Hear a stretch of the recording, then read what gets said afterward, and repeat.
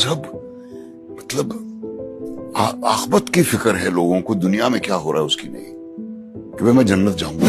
اسلام یہ نہیں کہتا کہ دنیا کی فکر نہیں کرنا ہے، اور یہ بھی نہیں کہتا کہ دنیا کو چھوڑ دو، بلکہ دنیا میں جو کچھ بھی نشانیاں تیرے پروردگار نے پیدا کی ہے انہیں دیکھ کر اس میں غور و فکر کر کے اس پر ایمان لانا ہے۔ جیسے کہ اللہ تعالیٰ قرآن میں ارشاد فرماتا ہے کہ اللہ ہی تو ہے جس نے 7 آسمان اوپر تلے بنایا ہے۔ اے دیکھنے والے، کیا تو نے اللہ رحمان کی قدرت میں کچھ کمی دیکھی ہے؟ ذرا آنکھ اٹھا کر دیکھ، بھلا تجھ کو آسمان میں کوئی شگاف یعنی کریک نظر آتا ہے؟ پھر دوبارہ نظر اٹھا کر دیکھ، بے شک تیری نظر ہر بار تیرے پاس ناکام اور تھک کر لوٹ آئے گی۔ اوپر والا میرے اچھے کرم نوٹ کر رہا ہے کہ نہیں؟ پھر اللہ تعالیٰ انسان کو ہدایت کرتے ہوئے کہتا ہے، اے انسان، تجھ کو اپنے پروردگار رب کریم کے بارے میں کس چیز نے دھوکے میں ڈالا؟ وہی تو ہے جس نے تجھے بنایا اور تیری اعضاء کو ٹھیک کیا اور تیری قامت کو معتدل رکھا اور جس صورت میں چاہا تجھ کو جوڑ دیا، مگر افسوس تم لوگ جزا کو جھٹلاتے ہو، حالانکہ تم پر نگہبان فرشتے مقرر ہے، تمہاری ہر بات کو لکھنے والے ہیں، جو تم کرتے ہو اسے جانتے ہیں۔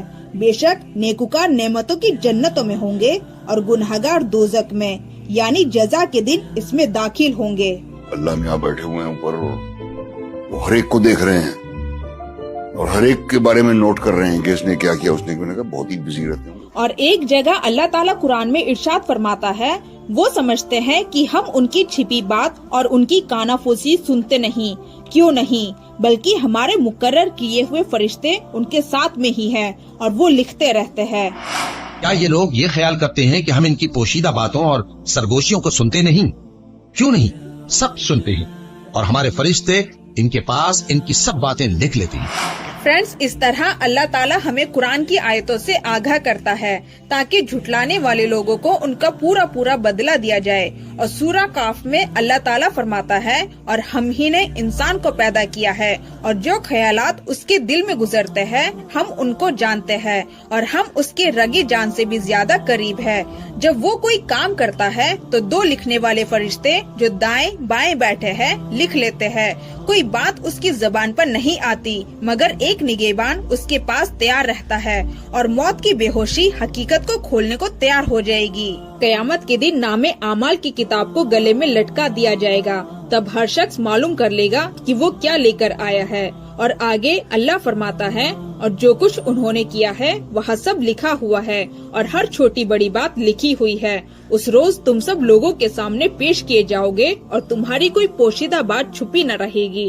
پھر جس ویکتی کو اس کی کتاب اس کے داہنے ہاتھ میں دی جائے وہاں کہے گا، دیکھو میری کتاب پڑھو، مجھے معلوم تھا کہ میں اپنا حساب چکاؤں گا، تو وہاں سکھ میں جیون میں اونچے استھان پر ہوگا۔ اور جس ویکتی کو اس کی کتاب اس کے بائیں ہاتھ میں دی جائے وہ کہے گا، کاش میری کتاب مجھے کبھی نہ دی جاتی اور میں یہاں نہ جانتا کہ میرا حساب کیا ہے۔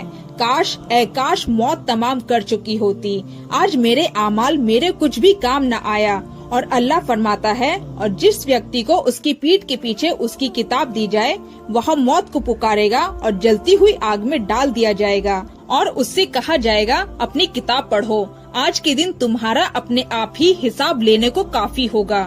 پھر جس ویکتی کو اس کی اعمال کی کتاب اس کے داہنے ہاتھ میں دی جائے اس کا حساب آسان ہوگا اور وہاں اپنے لوگوں کے پاس خوشی خوشی لوٹ جائے گا۔ اس طرح اللہ تعالیٰ انسان کو کئی طریقوں سے نصیحت کرتا ہے اور ہر قوم والوں کی طرف نبی بھیجے ہیں جن کے جیون کی نشانیاں ابھی بھی دنیا میں موجود ہے، اور ہمارے لیے محمد صلی اللہ علیہ وسلم کو سچے اور آخری نبی بنا کر بھیجا ہے، جن کے مطابق لوگوں کو زندگی گزارنی ہوگی اگر وہ دنیا اور آخرت کی کامیابی چاہنے والے ہو تو، ورنہ کسی کو کوئی اعتراض نہیں، کیونکہ اسلام میں کوئی زور زبردستی نہیں۔ اور یہ بات وہ لوگ نہیں سمجھ سکتے جن کی آنکھوں پر پردہ ہے اور ان کے کانوں اور دلوں پر مہر لگا رکھی ہو۔ آخر میں قرآن کی آیت سے اپنی بات کو ختم کرتی ہوں کہ اللہ تعالیٰ فرماتا ہے، کیا کافر دھرتی پر چلتے پھرتے نہیں؟ کیا ان کے پاس سمجھنے کے لیے دل اور سننے کے لیے کان نہیں؟ واستو میں آنکھیں اندھی نہیں ہوتی بلکہ ان کے دل اندھے ہو جاتے ہیں جو سینے میں ہوتا ہے۔ بات یہ ہے کہ آنکھیں اندھی نہیں ہوتی بلکہ دل جو سینوں میں ہیں وہ اندھے ہوتے ہیں۔ बेशक यकीन करने वालों के लिए उसके परवरदिगार की तरफ से बहुत सी निशानियां हैं। तो फ्रेंड्स, आप सभी से गुजारिश करती हूँ इस वीडियो को ज्यादा से ज्यादा शेयर करें और हमारे चैनल को सब्सक्राइब करके सपोर्ट कीजिए। व आखिरुद्दवाना अनिल हम्दुलिल्लाहि रब्बिल आलमीन। अस्सलाम वालेकुम।